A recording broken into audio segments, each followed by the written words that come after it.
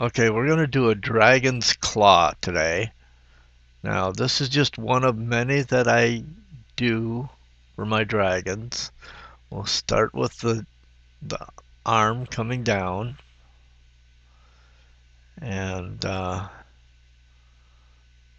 have several different types of dragon's claws that I use, but this is the simplest one.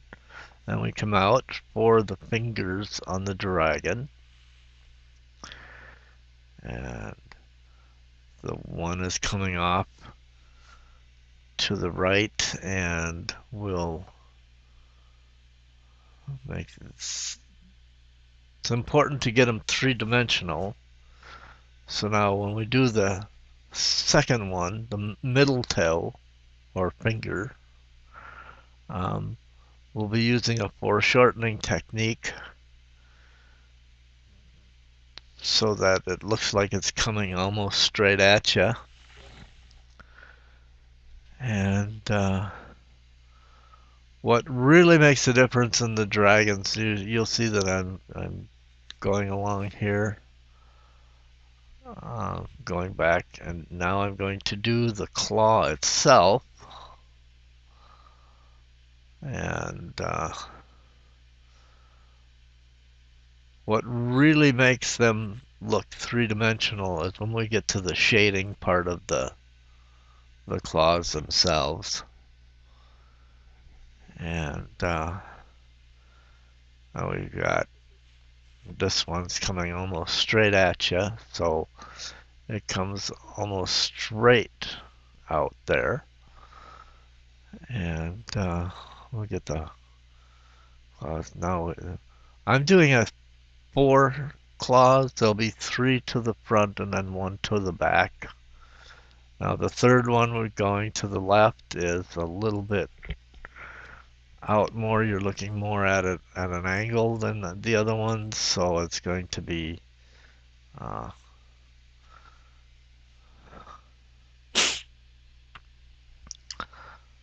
now we're doing the claws. Now we're going to start doing some shading here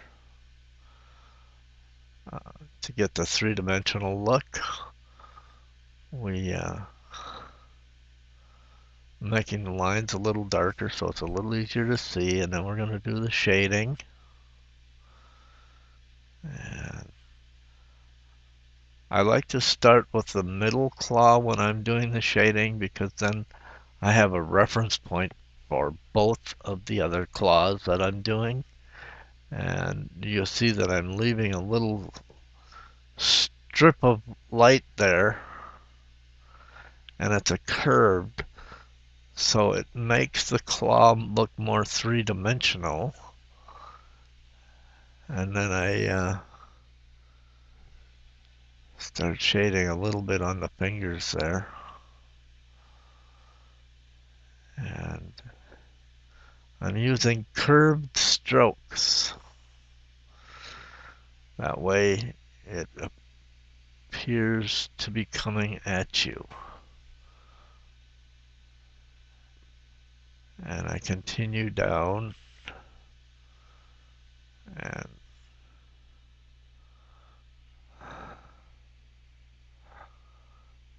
now we go to the one on the left. And this one's got a lot more curve to it. But I start way up past where the toe comes in, so you can see the shadows. And then I just work it out. This way I get the dimensions a little better. And the shading is a little more accurate for this one. I start at the bottom where it's the darkest, and then I lighten the pressure as I go. And then when I get to the claw itself, I leave a little highlight. You'll see this as I go. Right now I'm leaving the highlight in there.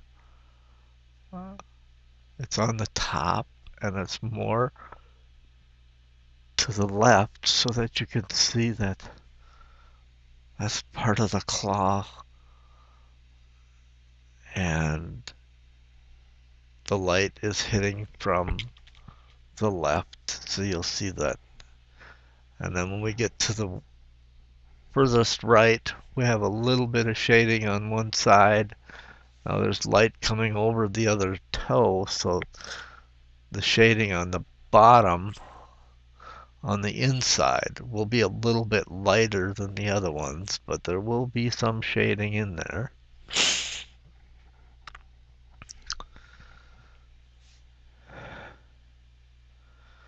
And I'm doing this very lightly, and I'm still using the curved strokes. Now again, I'm using a woodless pencil, and I have it in a pencil holder, simply because if I took it out of the holder, right now the graphite that's in the holder is only about 1.5 inches long, which is why I use the holder. When I start out with these pencils, I usually just use the pencil itself. And now I'm shading the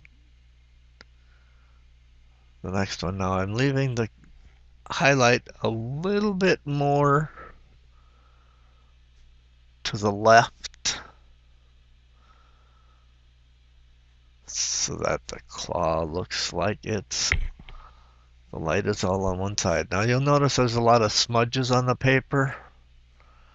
We're going to do the kneaded eraser here and remove some of those smudges. It's one of the most useful tools I have.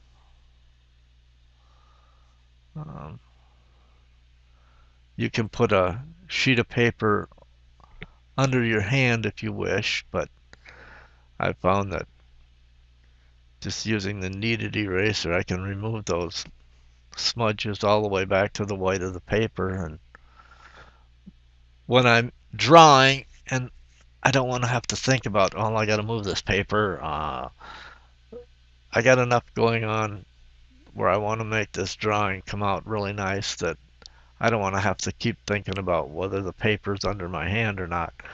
So I just use the kneaded eraser.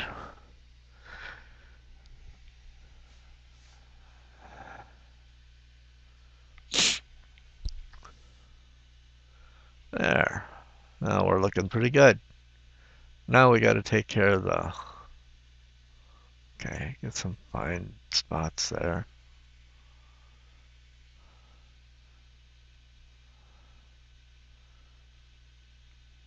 Now we need to get rid of the leg part. Get the shading done on there.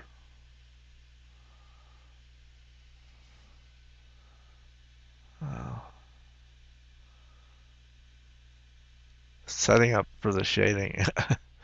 There you see I had some on my hand and it touched the paper and it smudged it. So it's always a good idea to check your hand before you start doing that. Now I drew a couple of lines to show where the curve is so that I could remember, or to remind me that this is where the shading is going to be dark to light. And I do both sides. There's a little bit of shadow on the one side. Now you'll notice I haven't started the back claw yet. Now I use my finger to smudge that. That helps blend it a little. Now there's the kneaded eraser again.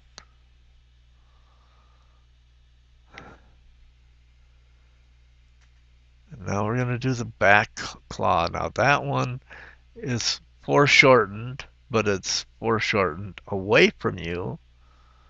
So I do like 3/4 circles, and then I add the claw on the end.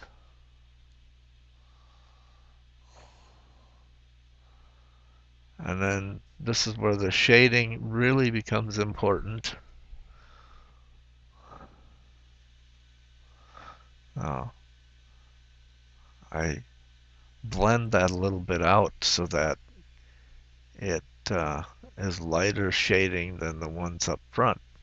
That makes it appear to go away from you then. I don't put a highlight on the back claw because it's going to be on the other side and you won't see it. So all you'll see is just a dark claw back there. And now we go to kneaded eraser to clean it up.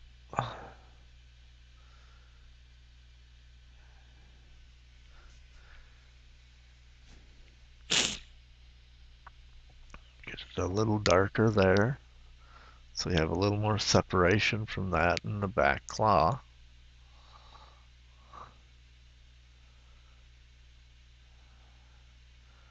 And then we lighter pressure, a little bit lighter pressure on that to do lighter shading.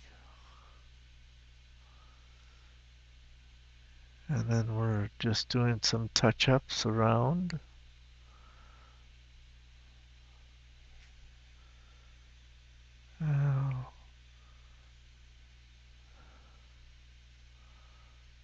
I'll get to the white of the paper and we've pretty much got this under control here. And that's it.